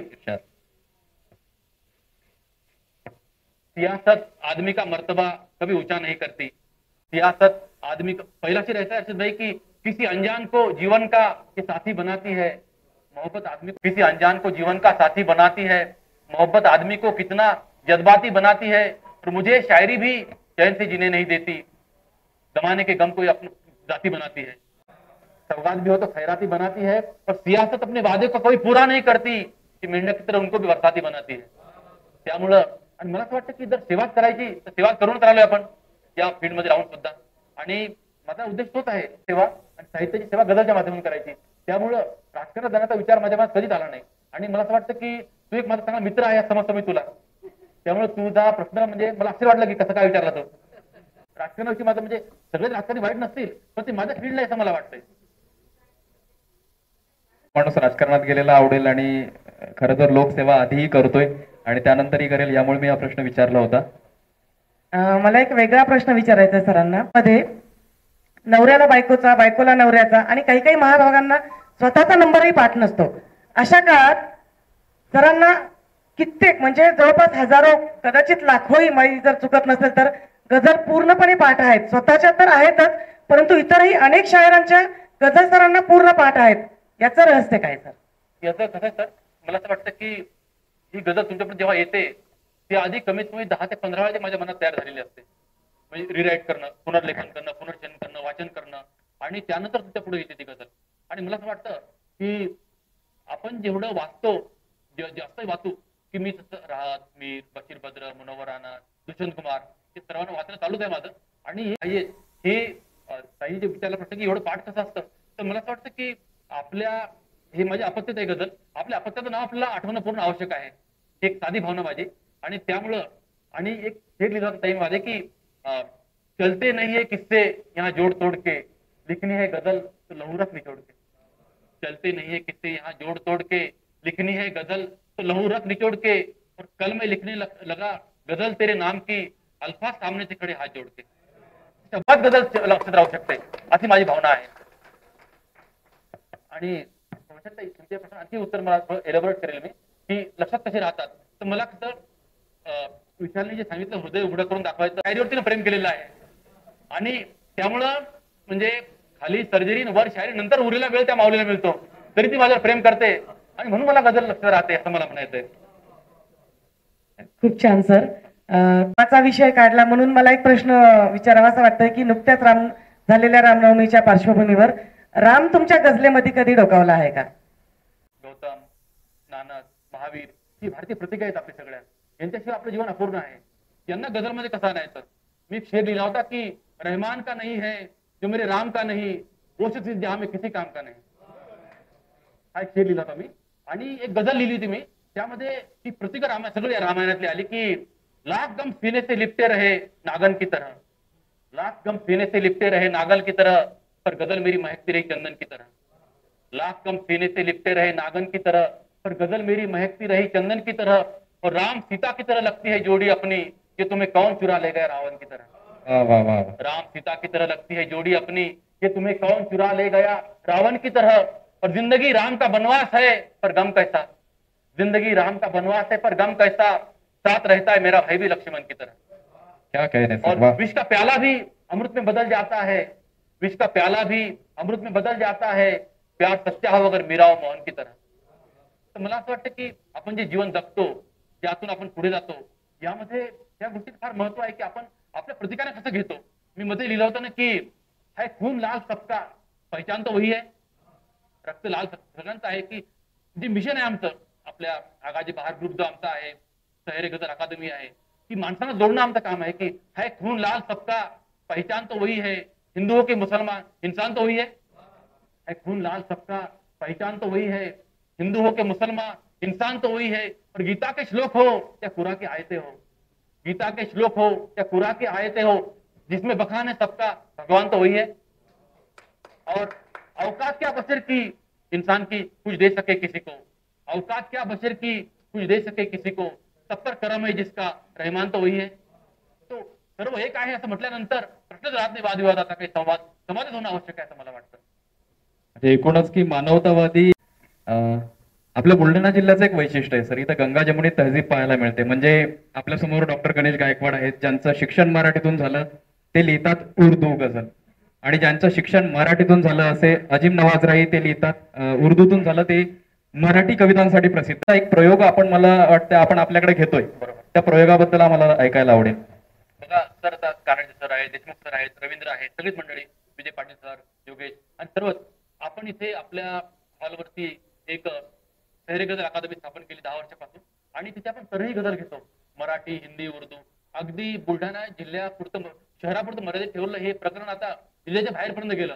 जिल्ह्याच्या बाहेरच्या लोकांचे फोन येतात की आपकी बज़म में हमको शामिल होना है, वहां पे कुछ गजल पेश करनी है. म्हणजे त्यामध्ये काय करतो आम्ही, भारतातल्या कुठल्याही प्रसिद्ध शायराचा एक मिसरा देऊन देतो आम्ही, आणि त्यांना त्या मिसऱ्यावर मग प्रत्येक जण गजल लिहितो, गजल व्यक्त करतो. आणि मला असं वाटतं की कुठल्याही चांगल्या साहित्याचं काम आहे माणसं जोडणं, आणि आपल्या संतांनी तेच केलं. मला वाटते अगदी तुकोबारायापासून तर कबीरापासून ज्ञानेश्वरापासून सगळ्या संतांनी तेच केलं की त्यांनी त्यांच्या साहित्यात माणसं जोडलीत. तर मी एक गजल हे लिहिला होता की यामध्ये बऱ्याच वेळा असं होतं सर की सगळ्यांना सामील करणं शक्य पण होत नाही. मग एक को खुश रखू तो दुसरा नाराज होता है, मैं एक को खुश रखू तो दूसरा नाराज होता है, कि चेहरा खुश रखू तो आईना नाराज होता है. अशी घालमेल होते कधी कधी की मैं एक को खुश रखू तो दूसरा नाराज होता है, कि चेहरा खुश रखू तो आईना नाराज होता है. और दुआ लंबे सफर की मुझको किसने दी नहीं मालूम, दुआ लंबे सफर की मुझको किसने दी नहीं मालूम, मुझे मंजिल मिले तो रास्ता नाराज होता है. ही अशी घालमेल आहे. पण मला असं वाटतं की या आपला ग्रुप जो आहे त्यामध्ये आता त्या ग्रुपची सांगणारच आहे मी, त्यामध्ये विशाल आहे, रमेश आहे, शिवाजी दौरे सर आहेत, आपली सगळी मंडळी आहेत, तिथे अर्षद भाई आहेत, यासीन आहे, आकिब दमीर, या सगळी उर्दू, हिंदी, मराठी सगळं गझल तिथे. आणि मला असं वाटतं की सुरेश भटांनी जे काम अधुरं ठेवलं होतं त्यांचं मराठी गझल त्यांनी लिहिली, त्यात या माध्यमातून आम्ही त्यांचं स्वप्न पूर्ण करतोय महाराष्ट्रामध्ये की मराठी गझल, उर्दू गझल, हिंदी गझल सर्व राष्ट्रीय पातळीवर हे पहिलं शहर आहे असं इथे हे काम चालू आहे. खूप छान सर. प्रेक्षकामुळे मला एक प्रश्न विचारायचा मोह आवरत नाही की आपल्यापैकी म्हणजे बुलढाण्यातल्या डॉक्टरांना जवळपास सगळ्यांनाच काहीतरी वेगवेगळे छंद आहेत. जसं सर्वांना माहिती की आमच्या सरांना फोटोग्राफीचा छंद आहे. मध्यंतरी आम्ही एका कोर्ससाठी मुंबईला गेलो होतो. तिथे इंट्रो झाला, तिथे सांगितलं की काय काम करतो, डॉक्टर आहे. पण कोर्स संपता 8 दिवस होईपर्यंत कुणाच्या लक्षात नाही राहिलं की ते काय करतात. सर्वांनी मला विचारलं, हा तुझा नवरा फॉरेस्ट ऑफिसर आहे ना, कारण त्यांचा छंद फोटोग्राफीचा.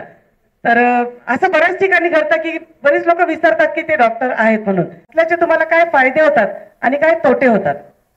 नाही, कसं आहे आता या 28 वर्षामध्ये बरीच ओळख झाली. सुरुवातीला जेव्हा मी जायचो सर, त्यांना वाटायचं की हा पुस्तकाचा डॉक्टर आहे, PhD वगैरे, आणि त्यामुळं नंतर त्यांना माहित झालं की हा सर्जन वगैरे आहे. त्यांना संशय आला की प्रॅक्टिस चालत नाही याची काही, भाई इनको पूछते थे प्रॅक्टिस चलती की नाही, क्या कर रहे लोग, ये आदमी क्या कर रहा है इधर, गजल कैसे क्या कर रहा, बहुत बार ऐसा हुआ. पण नंतर ते इथे आले, ते पेशंटची गर्दी पाहायची, त्यांना वाटतं की यांना काही यायचं. आदमी वो दवा पूछना की दवा दो, पहिले दवा भी लेते थे मेरे से. हा माझा अनुभव आहे इथपर्यंत.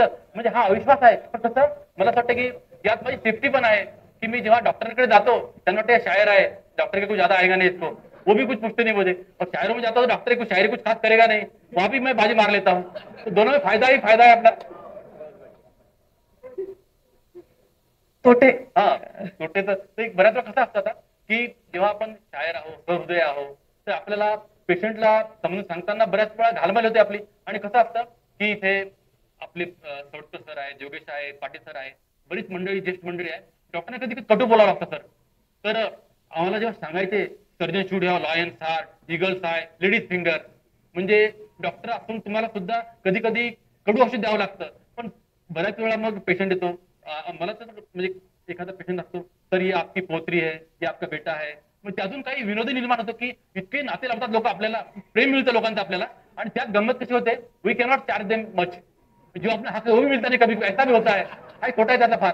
पण ते कसं असतं, ये हक वो पैसों की ज्यादा मोहब्बत में भर दिया जाता है, ये उसका फायदा है. वो आदमी अपना प्रचार कर लेता है और उससे पेशंट भी मिलता है और काम भी चलता रहता है. तर मला असं वाटतं की वैशालीताई आणि विचार, आता या स्टेजला बसलो मी 28 वर्षाच्या प्रॅक्टिसला. आता मला असं वाटतं की नाव, पैसा हे गौण झालेलं आहे. आता फक्त साहित्याची सर्जरी सेवा करणं हेच माझं कर्तव्य असं मला वाटतंय. राहत इंदुरींचा एक शेर आठवला सर, जर मी चुकत नसेल तर तो असा आहे की कोई कैसे लगाए उसके कद का अंदाजा, वो आसमान है फिर भी सर झुका के चलता है. आम्ही बऱ्याचदा तुमच्या सोबत राहतो तेव्हा अनुभव होतो की तुमच्यात एक खूप मोठा नम्रपणा आहे. तर एवढा मोठा शायर, एवढा मोठा डॉक्टर असूनही तुम्ही नम्रपणा कसा जोपासलाय स्वतःमध्ये?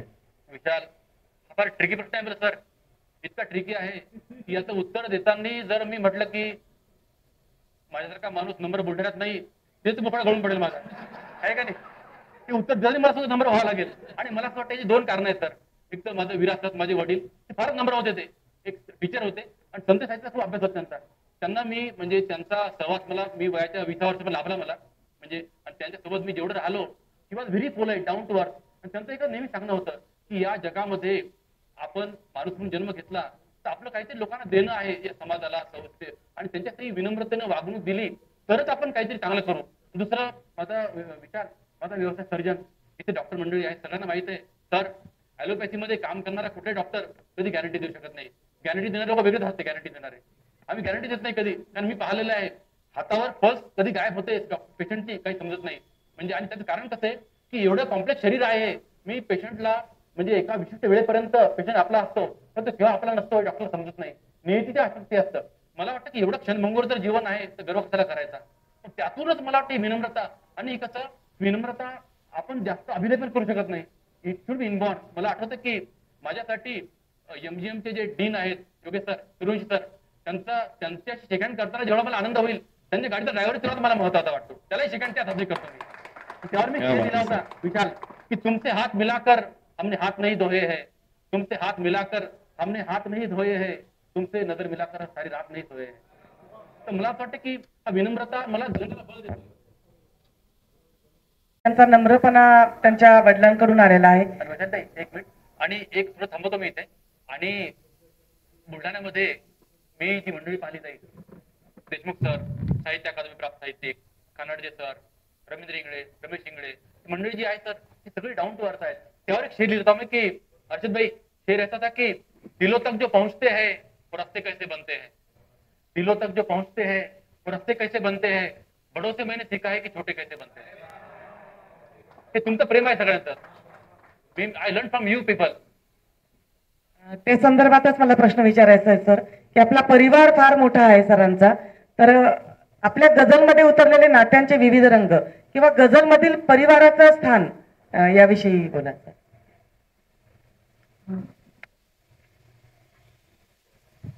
नाही तर प्रत्येकाच्या आयुष्यामध्ये मुलगी, आई, भाऊ त्यांचं महत्वाचं स्थान आहे.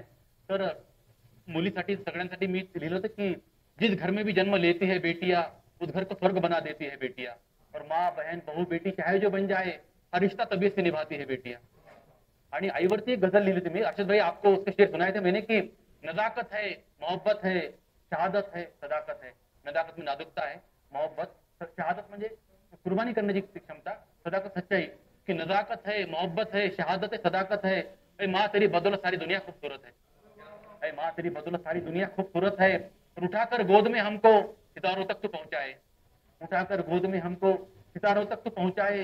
किसी घर में तेरा होना भी जैसे एक सआदत है, ट्रेजर है, सआदत है. और ये कुरान हो कि गीता हो, सभी में तेरी आजमत है. हम इंसान तेरे कदमों में है माँ, हम इंसानों की जन्नत है. तेरे कदमों में है माँ, हम इंसानों की जन्नत है. और किसी के पोंछती आंसू, किसे मरहम लगाए तू. वो बेटा हो कि बेटी हो, सभी में तेरी एक जैसी चाहत है. आणि त्याचा शेर असा आहे की बिना तेरे मेरे होने का कोई मतलब नहीं है माँ, बिना तेरे मेरे होने का कोई मतलब नहीं है माँ. तेरे होने से दुनिया में मेरे होने को कीमत है, तेरे होने से दुनिया में मेरे होने को कीमत है. और मेरे बस में नहीं है माँ तेरी अजमत बयां करना, मेरे बस में नहीं है माँ तेरी अजमत बयां करना. मेरे अल्फाज बहुने हैं तेरी अजमत का कयामत है. आणि मला असं वाटतं की माझा जो परिवार आहे सर, मी सदस्य सगळ्या परिवाराचे, एक सरांपूर्वी की आते जाते महकाते हैं मेरे दिल की गलियों को, मेरे जीवन में आए हैं कुछ खुशबू जैसे लोग. आते जाते महकाते हैं मेरे दिल की गलियों को, मेरे जीवन में आए हैं कुछ खुशबू जैसे लोग. और प्यार की भाषा, यार की भाषा, दिलदार की भाषा एक है. प्यार की भाषा, यार की भाषा, दिलदार की भाषा एक है. लब खोले तो फिजा महके कि उर्दू जैसे लोग, लब खोले तो फिजा जैसे कि उर्दू जैसे लोग. और सपने मेरे सच करने को कि रात रात भर जागे हैं, अरमानों का बोझ उठाते मेरे बादू जैसे लोग. और ये लोग गगन को छूते हैं लेकिन पाव जमी पर है इनके, ये लोग गगन को छूते हैं पाव जमी पर है इनके. इंसानों के पहराव में साधु जैसे लोग, हम इंसानों के पहराव में साधु जैसे लोग. और इनके होने से ही मेरे होने का कुछ मतलब है. आसिफ, अजीम, मुनव्वर, विकास, मामा, राजू जैसे लोग. हा सर परिवार आहे माझा गझलचा. आणि मला असं वाटतं की मला असं वाटतं की आपण जेव्हा काही यश मिळवतो, यश एकट्याचं नसतं ते. मी स्वतः अनुभव केलेला आहे. कुठलाही व्यक्ती जर म्हणेल की बा मी हे सगळं यश माझं एकट्याच आहे, तर माझी गरज तुमच्यासोबत मोठी झालेली आहे. तुम्ही तरबियत केली, उर्दू शब्द तरबियत म्हणजे संगोपन, त्या गरज संगोपन या बुलढाणा शहराने केलेलं आहे. तुमच्या प्रेरणेने देशमुख सर आहेत. मला आठवतं की सरांचा फार आग्रह होता की मराठीत लिहा, मराठीत लिहा.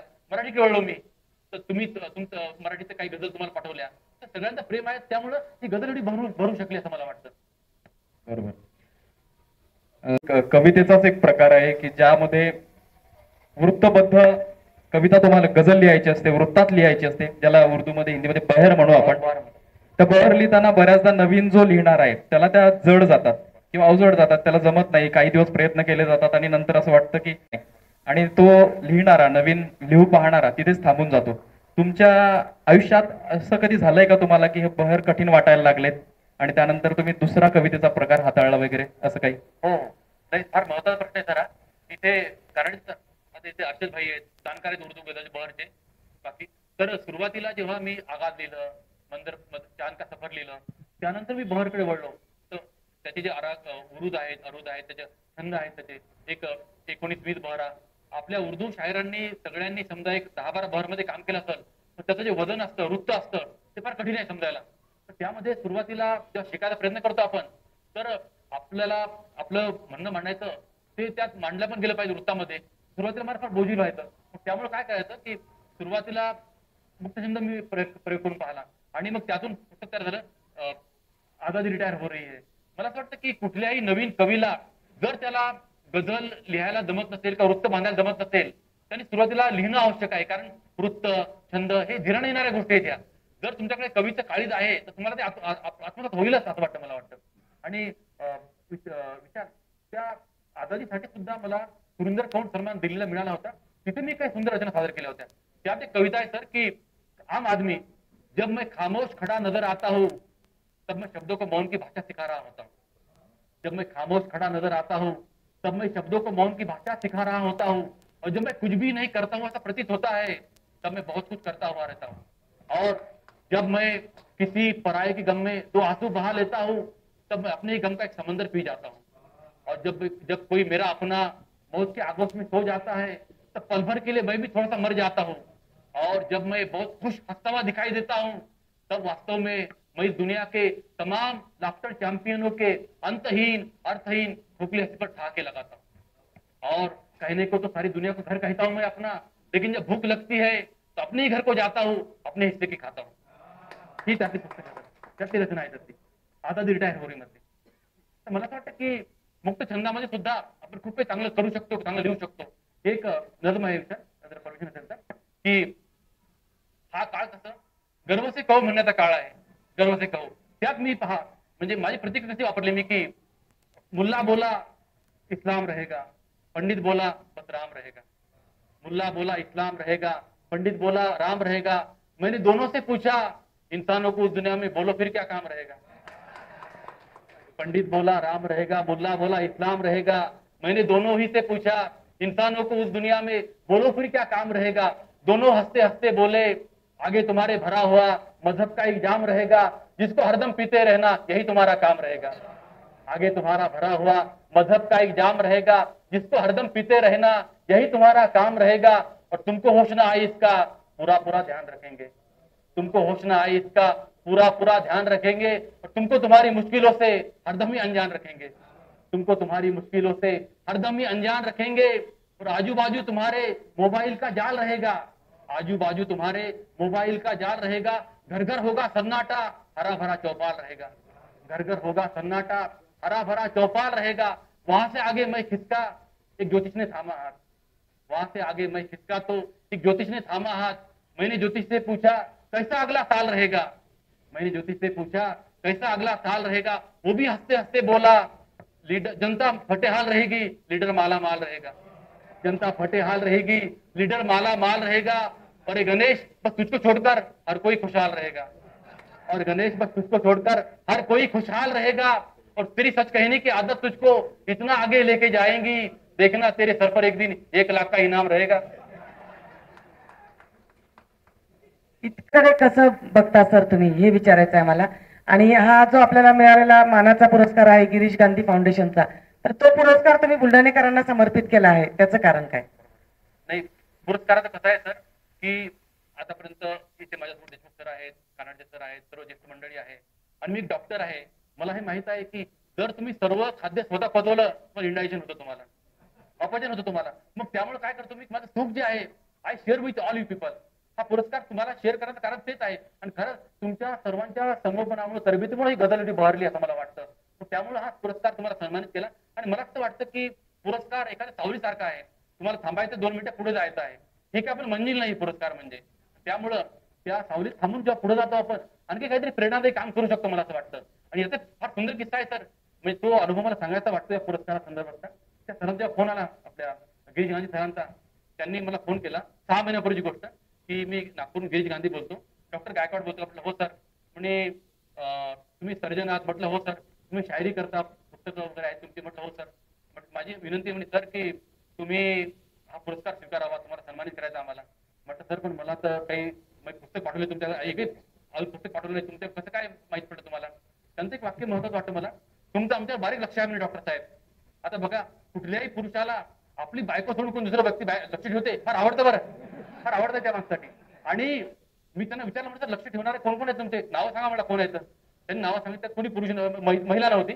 त्यानंतर श्रीकांत तिडके, प्रफुल्ल शिलेदार, बबन सराडकर, गिरीश कुबेर ही मंडळी आहे त्यामध्ये आहेत म्हणे, मोठी नावं सगळी. त्यांना सर्वांना असं वाटतं म्हणजे की तुम्ही फक्त गझल लिहिता यासाठी पुरस्कार नाही तुम्हाला, तुम्ही जे गझल सोबत माणसं जोडायचं काम करताय त्यासाठी पुरस्कार तुम्हाला देतो म्हणजे आम्ही. त्यामुळे मला वाटतं की हा सन्मान माझ्या बुलढाणेकर सन्मान असं मला वाटतं. आणि एक गझलचा शेर आहे त्यामध्ये की तर आणि मला असं वाटतं की आणखी या पुरस्कार दृष्टिकोन माझा पाहण्याचा की ताकत से तू ज्यादा का सामान मत उठा. माझं स्वतःची भावना बघा, ताकत से तू ज्यादा का सामान मत उठा, समझाया था अमीर का कोई एहसान मत उठा, समझाया था अमीर का कोई एहसान मत उठा, तो इंसान को परखना है तो दिल में झांक ले, आंखों के इस तराजू में इंसान मत उठा. इंसान को परखना है तो दिल में झांक ले, आंखों के इस तराजू में इंसान मत उठा, और तूने जिन्हें बुलाया वो आए नहीं तो फिर उनकी जगह जो बैठे हैं वो मेहमान मत उठा. तर मला वाटतं की आपण सकारात्मकतेने पाहणं फार आवश्यक आहे. त्यामुळे या बोधे होते पुरस्कारात या. तर या पुरस्काराबद्दल थोडस एक दोन वाक्यात बोलतो सर, की बऱ्याचदा पुरस्कार असे दिले जातात की पुस्तकं मागवले जातात आणि त्यानंतर तो पुरस्कार जाहीर होतो. गिरीश गांधी या फाउंडेशनचा हा जो पुरस्कार आहे, यामध्ये सरांनी जर सांगितलं की जे कवी आहेत किंवा शायर आहेत, साहित्यिक आहेत, त्यांच्यावरती लक्ष ठेवलं जातं, त्यांच्या लिखाणावरती लक्ष ठेवलं जातं आणि कोणतंही पुस्तक न मागवता त्यांना तो कमिटीतर्फे तो पुरस्कार जाहीर केला जातो. ही फार सन्मानाचा समजला जाणारा असणारा पुरस्कार आहे, जो की बुलढाणाला मिळाला हे आपलं सौभाग्यच आहे. सर, एक माझा आणखी एक प्रश्न आहे. तू शायरीची अशी एक यशस्वी घोडदौड सुरू असताना तुम्ही एकदम यू टर्न घेऊन मराठीकडे वळलात, त्याचं मागचं रिझन काय? त्याचं कारण असं आहे विचार की आता 25 वर्ष आपण उद्या सेवा करतोय मी. इथे कानडे सर आहेत, देशमुख सर आहेत, आमचे सर्जन उगरणे सर आहेत, ते सर्वांचा मला मध्ये मध्ये फोन येतात की तुम्ही आता उर्दूची सेवा खूप झाली, आता आईची सेवा थोडी करा, मावशीची सेवा खूप झाली तुमची, आता आईकडे वळा जरा, आईचे पाय धावा थोडेसे तुम्ही. तर मला असं वाटतं की बहर बंदिशी सारखीच आहे, भावना व्यक्त करायचा प्रकार थोडा वेगळा आहे. त्यामुळे मी आता मराठीकडे सुद्धा वळलो आणि सरांना तर काही गझल आवडल्या पण माझ्या. मराठीच्या काही गझल सांगू इच्छितो विचार मी तुला. एक मध्ये गझल लिहिली होती मी की सुखाचे प्रमेय आता नव्याने मांडतो आम्ही. तर ही गझल पूर्ण सांगायला आवडेल मला. सुखाचे प्रमेय आता नव्याने मांडतो आम्ही, कसे ते जगावे जगाला सांगतो आम्ही. भटांचा वारसा आम्हा मिठाला जागतो आम्ही, गझलमध्ये वंचितांच्या दुखांना मांडतो आम्ही. भटांचा वारसा आम्हा मिठाला जागतो आम्ही, गझलमध्ये वंचितांच्या दुखांना मांडतो आम्ही. मिळाल्या वेदना त्यांचे गझलचे काफिये करतो. विचार, मिळाला वेदना त्यांचे गझलचे काफिये करतो. रदीफाच्या या दोरीवर दुखांना टांगतो आम्ही. रदीफाच्या या दोरीवर दुखांना टांगतो आम्ही. कधीच्या तोडल्या आम्ही विषमतेच्या जुन्या भिंती. कधीच्या तोडल्या आम्ही विषमतेच्या जुन्या भिंती. दुभंगलेल्या मनासाठी ते पूल बांधतो आम्ही. कधीच्या तोडल्या आम्ही विषमतेच्या जुन्या भिंती. दुभंगलेल्या मनासाठी इथे पूल बांधतो आम्ही. कधी जमले ना आम्हाला पैशाचा संचय करणे. कधी जमले ना आम्हाला पैशाचा संचय करणे.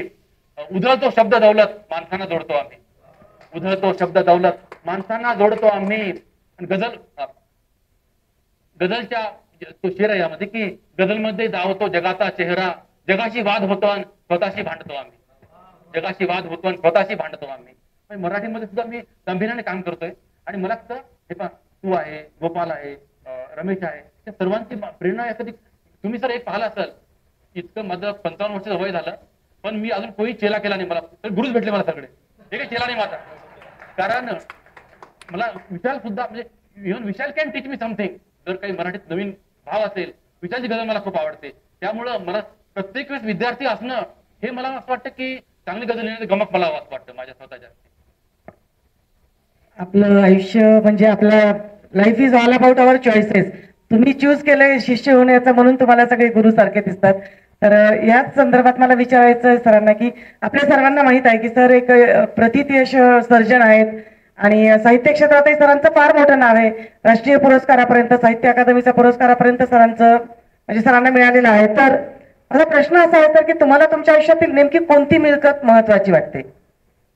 कसं आहे, आजचा हा काळ यशाला पैसे, गाडी, बंगला, शेती यात मोजण्याचा काळ आहे.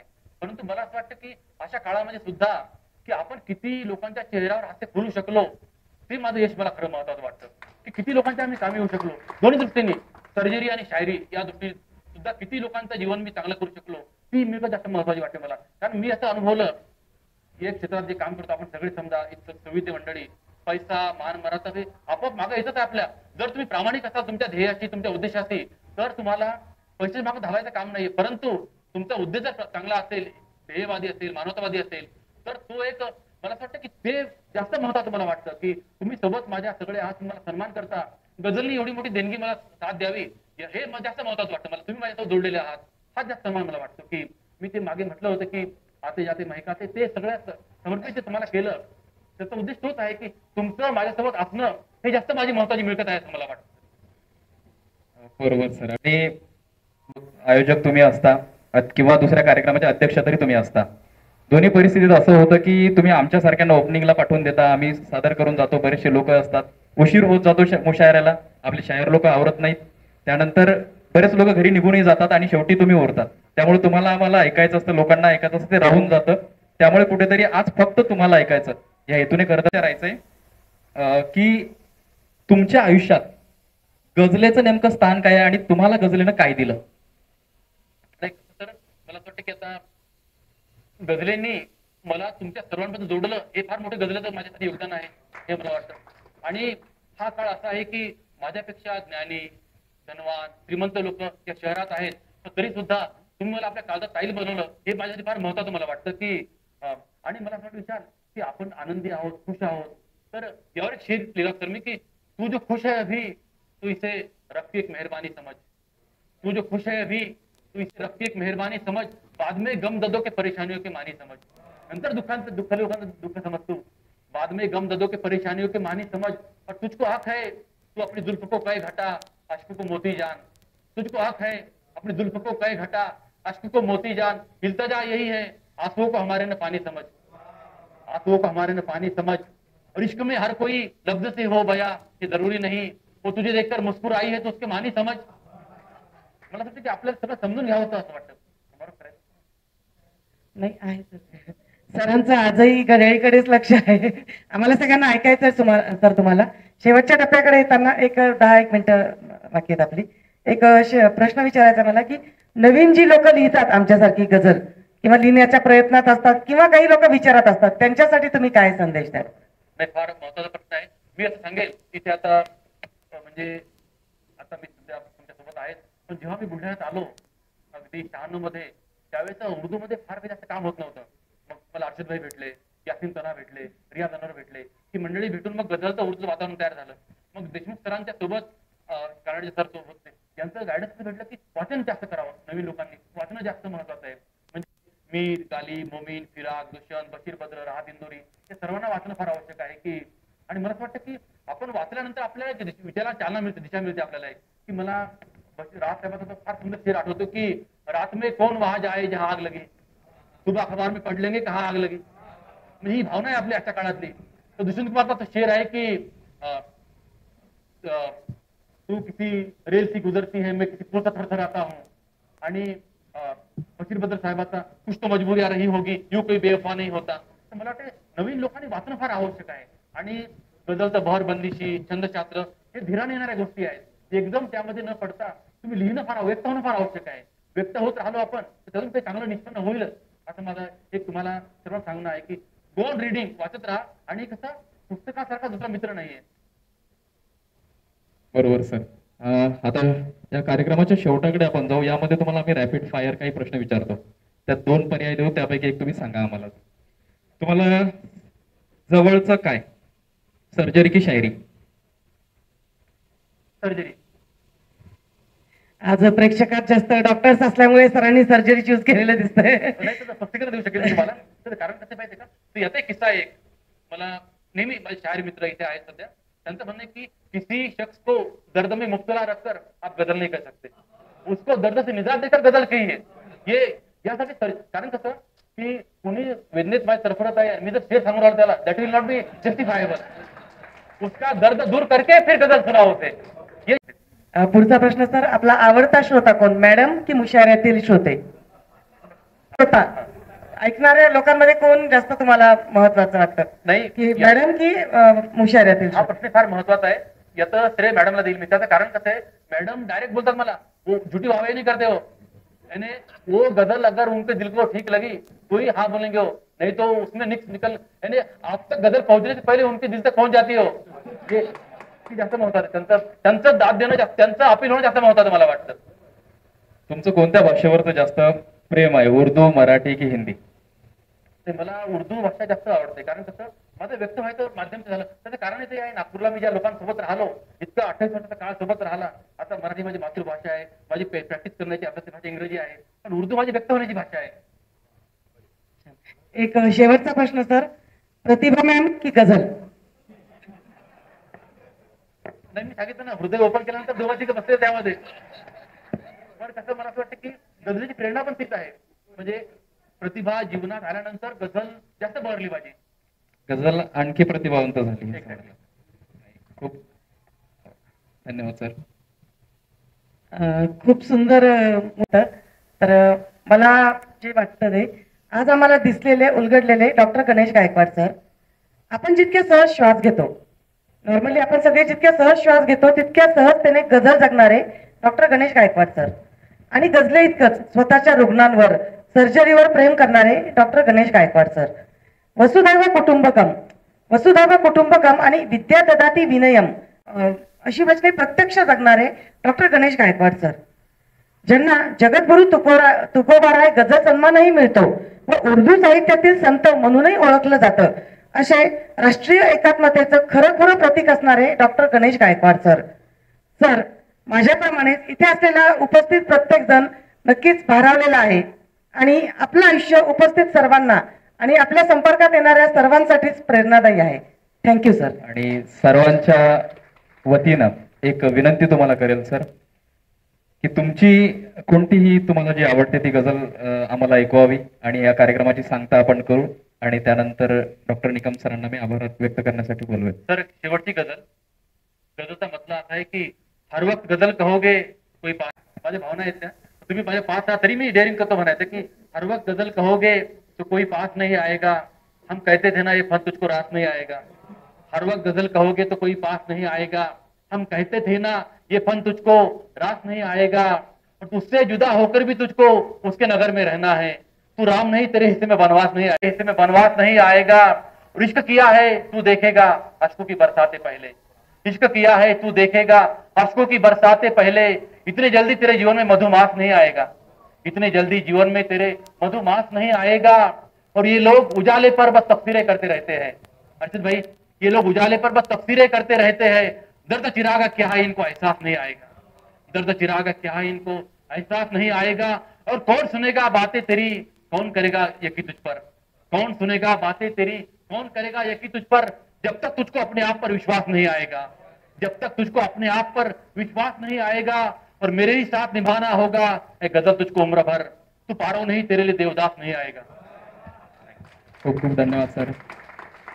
या कार्यक्रमाची सांगता करण्यापूर्वी मला काही की मी ते त्यांचे उसने घेऊन डॉक्टर गायकवाड सरांना समर्पित करू इच्छितो. ते म्हणतात की मी त्याला ईश्वर म्हटले, जो सूर्य सकाळी आला मी त्याला ईश्वर म्हटले.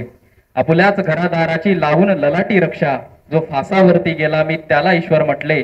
फोडला किती मी टाहो ना सगळे सोयरे आले, बिन बोलावून जो आला मी त्याला ईश्वर म्हटले.